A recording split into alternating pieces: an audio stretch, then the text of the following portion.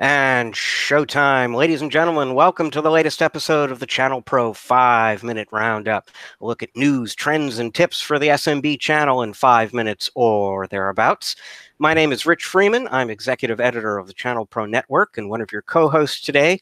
With me is your other co-host, Eric Simpson, who is CIO and Senior Vice President of SPC International, a training and business improvement organization for MSPs and other IT providers. Eric, how you doing today? I'm doing pretty good, Rich. How are you doing today on this Labor Day special podcast session? Yeah, I guess we're laboring just a little bit here for just a few minutes during the Labor Day weekend. But I'm at home in Seattle. This, I'll tell our viewers, is the last time you're going to see me at home in Seattle, I think, on this show for a little while. Actually, I take it back. Next week I'll be here. But I got a lot of travel coming up. But I'm in Seattle this week, and the weather here is phenomenal. Yep. If we had done our podcast on our regular day, you would have caught me in Dallas. But it all worked out. And it being Labor Day, I was laboring at home, doing some home improvements. So double labor for me today, Rich. Okay, very nice. Well, I'm glad to have torn you away from that for just a little bit so that we can talk about the news, among other things. And the big story we're going to be diving into this week is something that happened on Friday when maybe a lot of people were already looking ahead to the holiday weekend. Back in May, and we've spoken just a little bit on this broadcast about this before. Back in May, Microsoft informed the members of the Cloud Solution Provider, or CSP program, that it was going to be putting some new changes, some new rules into effect on August 31st. And those rules were going to apply to the members of the program who bill customers directly. There are basically two billing models within the CSP program. Most CSP members buy their licensing and do their billing through a distributor. A portion of those partners buy the licensing directly from Microsoft and handle the billing directly on their own. Those partners, effective August 31st, which is to say this past Friday, now face this steeper set of requirements. So among other things, they have to buy one of two Microsoft support plans. The cheaper of the two is going to cost them $15,000 a month. They've got to show that in addition to selling the licensing, they sell some sort of managed service or solution, something above and beyond that. They've got to hit some other targets that it sounds like have maybe been loosely enforced before. And Microsoft is sort of making some noises about maybe adding some performance targets in the future, although there are none of those in effect right now. But this is a big change for a lot of CSP partners. There are a lot of partners out there beyond the really big ones that were going to go into that direct bill model from the beginning and aren't really going to think twice about it now. But there are partners who are sort of small enough that they had to think about whether or not they were going to make the investments to go into that direct billing model and collect the extra margin that comes with that. The direct bill folks make about twice as much margin as the indirect folks. And in researching a story on this whole thing that I posted on the ChannelProNetwork.com website on Friday, I spoke to one of your clients, Eric, a gentleman named Malik Khan from Point Click Technologies. He is an example of one of those partners who he started out indirect. He liked the looks of that extra margin. He made the investments necessary to go direct. And now he's kind of in a bit of a bind here. What he told me essentially is he really doesn't have a choice. He's got to stick with that direct model going forward. He's got contracts with customers, some of which are 3-year deals. He can't really change this out on them, change the pricing on them. So he's going to kind of stick with the deals he has in place with his customers now. And then as those renewals start coming up, he'll have to kind of look at what he does going forward. But there are a lot of other partners facing that same kind of decision that Malik is dealing with now. Absolutely. And I just wanted to make sure we get the pricing correctly. So it's $15,000 a year for the support package from Microsoft, right, Rich? I think you might have mentioned $15,000 a month. That would put a lot of us out of the running. Okay, yeah, I was under the impression it was $15,000 a month, but is it a month? Holy cow! I thought so. Right. But all right, that is we'll check that out. That is steep. That is steep. So right. So and not a lot of notice for partners that were direct CSPs. And as Malik is a great example, who I've worked with for several years now. You can't just up and change your pricing model and your SLAs and things like that once you've established that long-term relationship with clients, especially if they've just, continue to roll over their agreements, auto renew every couple of years. So, luckily for Malik, he's got a healthy business, healthy margins and things like that. So that's not going to, well, apparently, he's got to stick with it. So it is a tough decision point. And of course, there are lots of opportunities for partners to buy through distribution as well, which for some partners makes a lot more sense, keeps it simple, and lets them focus on taking care of their clients.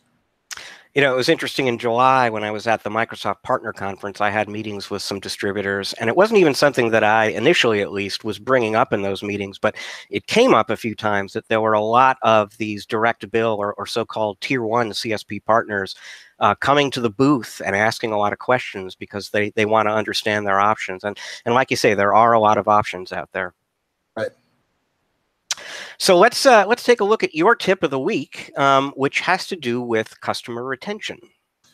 Right. So this week's tip of the week is all about customer retention. As you know, Rich, I mean, it's hard enough to try to win business and sign up new clients and build those relationships initially.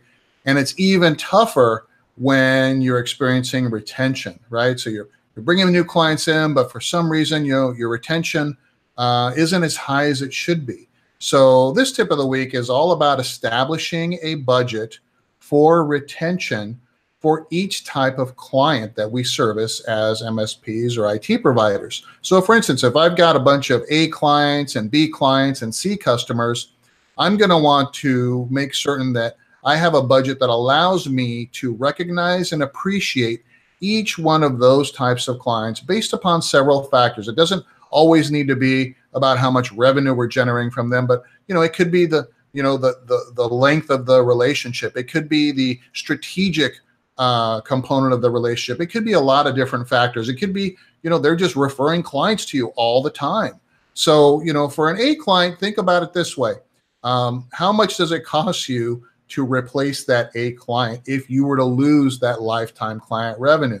So maybe for an A client, you might establish a budget of a few $100s a year. And that's to cover things like, recognizing them on, company anniversaries, or maybe even the business owners, wedding anniversary or some special event, their kids going to college. Send them something a little special around the holidays, right? Make sure you send them that extra special gift, not just a card and a thank you, but let them know that you really appreciate them. For your B clients, you might budget $100, $150 a year to do the same thing. And this is something that you budget and you spend. That make this part of your quarterly business review evaluation of your client before you go out. Say, hey, how can I appreciate my client this quarter? Have I appreciated my client?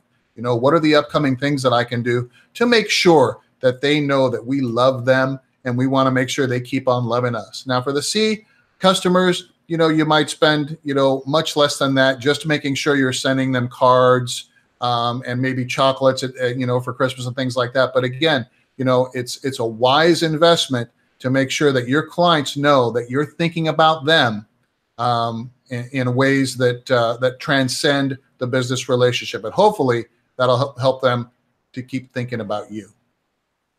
It's great advice. And what's really important about it, and you made this point, it's not just a question of doing these customer appreciation activities. It's budgeting the money to do these customer appreciation activities and then spending the money. This is about the discipline to go into the year knowing that this is going to be part of your business rhythm, and setting aside some money to do it, and then actually following through on those plans, having the intention to do that, understanding that it's good for the business to appreciate your customers is not going far enough.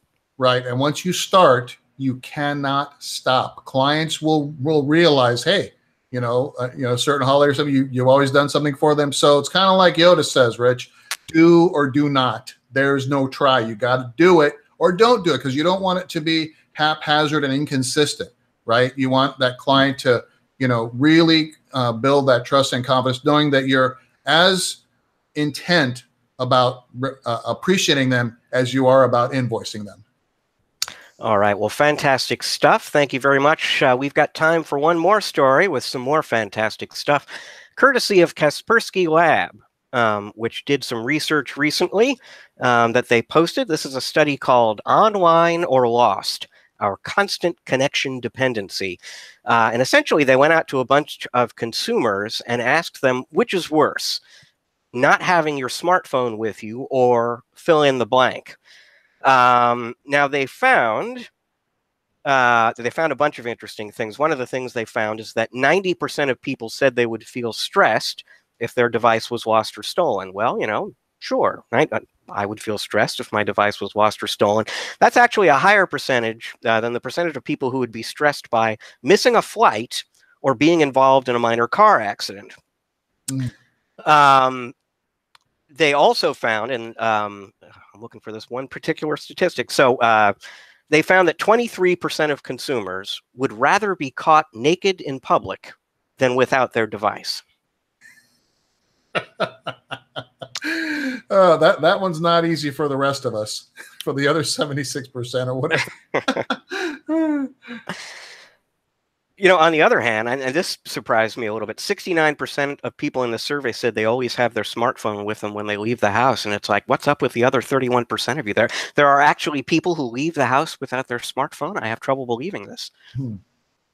Yeah, well, as smartwatches get smarter, they have those cellular options. Maybe the watch replaces it, right? Who knows? Could very well be. Well, that is all we have time for this week on the 5-Minute Roundup. Thank you very much for joining us. If you like the show, you want to watch future episodes, take a look at some of the past episodes. What you want to do is subscribe to the ChannelPro Network channel on YouTube. You'll get all sorts of information about this show and some other videos we've got there. For news about things like these changes to the CSP program, you want to go to channelpronetwork.com on a regular basis. Every day, we've got new news and insights and business growth tips for you there. To learn more about SPC International and the great work that Eric and his team do for their clients, you want to go to consulting.spc-intl.com. That's consulting.spc-intl.com. We will be back with another episode of the 5-Minute Roundup for you next week. Until then, enjoy the rest of your week. Eric and I are enjoying the rest of your week already.